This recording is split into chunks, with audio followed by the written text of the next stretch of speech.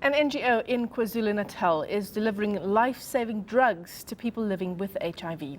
The Nquthu Aids Committee says access to ARVs remains a major challenge for people in rural parts of KZN.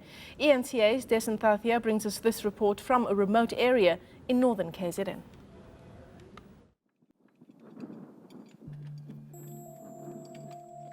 Igama lami nguphilisiwe Siphiwe Kwamaphanga eMagogo. Ngi-community caregiver yaseNquthu.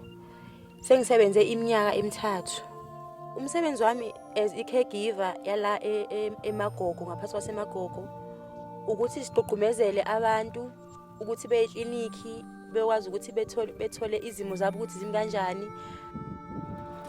Ngize ngibe i-community caregiver ngiye ngabona ukuthi umphakathi wakithi usencindezeni enkulu akekho khona ukuthi abakhulumele ukuthi kuza ama-mobile thina lapha ama-mobile asinawo abaningi babo bayashona abaningi bagcina sebengazazi fanele ukuthi babamiphi ngokuba uthi umuntu athi omunye agcina seyibulala lithi nono ngoba senginegciwane sekungcono ngivele ngiyisheshise kunoma ngize ngibone umphakathi ukuthi ngiyagula so ngabona ukuthi mhlawumbe ngawusiza umphakathi wakithi ukuthi ngibe i-caregiver ukuze ngikwazi ukuthi ngibaluleke ukuthi okukuthi nokuthi akusikho kuphela kwempilo. This morning, Maphanga's first stop is Bonga Konke in Ntombela's home. Njani malume? Ayisabe. Kunjani namhlanje? Amakhaza ngobe njena nje. Ayikhona imali balele khona kufana. Ayikodwa makubanda ayikhona kuyaphetha kakhulu ka. Uyaqaqamba emathamba.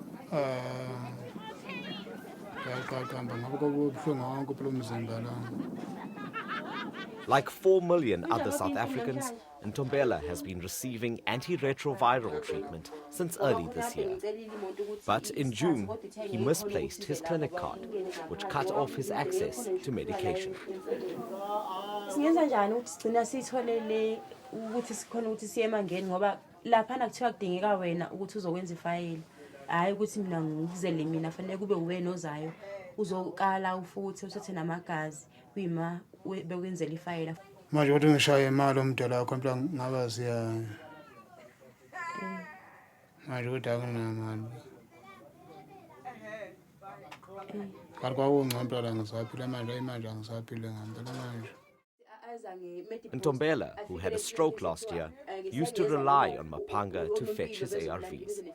But now he needs to find money to get to the clinic to re-register before his treatment can continue. Yazi angiboni la endaweni yakhe akusizona la. Akusizona ngempela futhi nonayo impela akulula. Ngoba umuntu usuke ebona ukuthi yena uzongisiza kodwa ephinde ebheke umuntu ukuthi ngizoyibuyisa ngani. Phela ngizobe ngiyithathe. With a stipend of 1,400 rand, Maphanga has very little to share. Emsebenzini istipend esisitholayo yebo sona siyimali kodwa mina ngokwami asinginelisi edingweni enginazo ekhaya.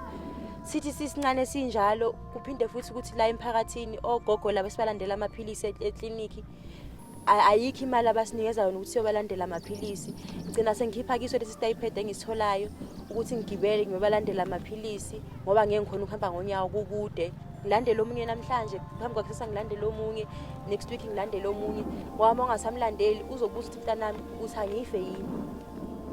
Currently, Maphanga looks after 60 people in Nquthu. She collects ARVs for 9 of them, including this 79-year-old. Uyela ngabe ngiyayela uba nginemali manje kusuke eqondana noba ngingaholile ngingenayo imali ngijoba ngibuhlungu nje uba ngaze ngihambe emhlabeni. Maphanga works for the Nquthu Aids Committee, based near the town's CBD. The NGO was started in 2002 with assistance from the Social Development Department and is headed by Jabu Buthelezi. The rate for HIV and AIDS is high, and that is why we initiated this care center, and poverty as well is high. People are not working, high rate of unemployment, and HIV and AIDS. So. We have got 150 community care workers. We are funded by IDT, Social Development, and ECBND. So you see, we're 115 or so. We are working. So the problem is that when we do home visit, we find a lot of challenges in different places. So even if we are trying to help, we don't have money to help because, if we get funding, we have got maybe 100 and something thousand for funding that particular program. We can't take that money using for other programs. She says the centre is trying its best to help people in 16 wards in Nquthu. But it's an uphill battle. They don't have money, they are not working. So how do they go to the clinic or to the hospital to fetch the medication? So it's where defaulting started because it's not easy to reach there to take the medication. But the Department of Health is trying to take the medication closer to the places like here. But in that deep rural areas, I don't know because I can't say anything about that. But I think the Department of Health can answer that question. Here, people travel half an hour by taxi to collect ARVs from the nearest clinic. It's a treacherous 2-hour walk if they can't afford the 54 Rand trip. The KZN Health Department says 700,000 people are benefiting from centralized chronic medicines dispensing and distribution in this province. They must come to collect medication in January in a particular clinic or a hospital, and then in February and March they don't have to come. We'll send medication home to them. They will choose a facility, whether it's a mosque, a church, or a temple, or any clinic, or any other facility. It could be a school, it could be a crash, it could be any other place, another facility where they can receive medication. Closer home, they don't have to actually have transport to go there, and that for us is a good story to tell. This, the department says, is the best it can do right now. We are not responsible for saying all our patients who are on treatment we must send them home treatment. We don't even do that. We go to the nearest. So some other patients will say, thank you very much for this program, but can it be that I don't collect the medication 2 houses away from me where there's a crash, but you deliver it at my house? No, we are not going to do that. We shall give it to the nearest site, which is a crash, and we can always walk there. That's not the answer Ntombela and others in Magogo village are hoping for.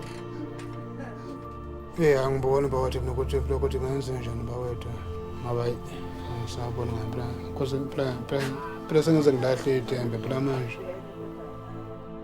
But Mapanga still tries to keep that hope alive in people like Ntombela.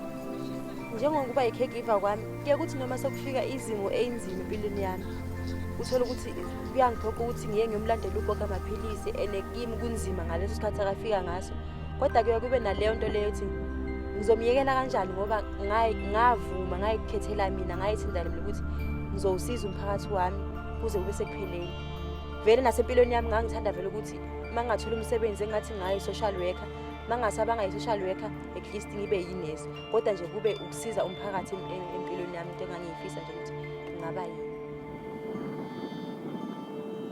Dasen Thathiah, Nquthu, KwaZulu-Natal.